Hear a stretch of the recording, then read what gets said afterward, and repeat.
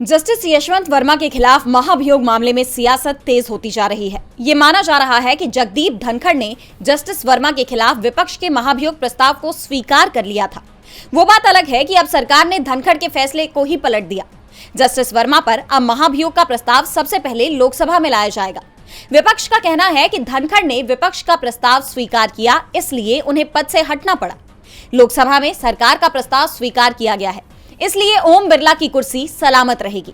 इसे लेकर कांग्रेस सांसद अभिषेक मनु सिंघवी ने बीजेपी की मंशा पर सवाल खड़े कर दिए हैं। उन्होंने कहा कि हम जस्टिस यशवंत वर्मा और जस्टिस शेखर यादव जैसे दो जजों के मामले में केंद्र सरकार की चुनिंदा चुप्पी से बेहद चिंतित हैं। ये बीजेपी का दोहरा चरित्र है। बीजेपी का महाभियोग प्रस्ताव वाला खेल कानून से कम और दिखावे से ज्यादा है। न्यायिक मर्यादा, भ्रष्टाचार विरोधी आंदोलन और न्यायिक जवाबदेही के मामले में बीजेपी का मंत्र है सिर्फ बातें करना, काम नहीं करना। सिंघवी ने कहा कि विपक्ष की तरफ से पहले जस्टिस यादव के खिलाफ महाभियोग का नोटिस दिया गया था, लेकिन उनके खिलाफ दिए गए नोटिस को खारिज कर दिया गया।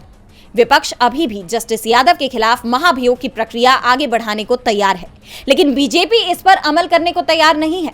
जबकि जस्टिस यशवंत वर्मा के मामले में, जिसमें कांग्रेस पार्टी भी सरकार का साथ देने को तैयार है, उसमें सरकार सिर्फ इसलिए पैंतरेबाजी दिखा रही है कि प्रस्ताव उसका स्वीकार होना चाहिए।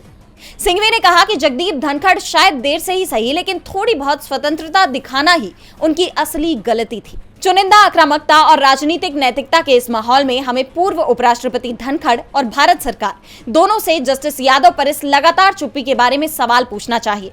आप लोकसभा और राज्यसभा को लेकर इतने सजग हैं, लेकिन जस्टिस यादव पर आप चुप्पी साधे हुए हैं। एक ऐसे व्यक्ति जिनकी एक कार्यरत न्यायाधीश के रूप में टिप्पणियां किसी कानूनी तर्क से ज्यादा किसी राजनीतिक दल के घोषणा पत्र जैसी लगती है।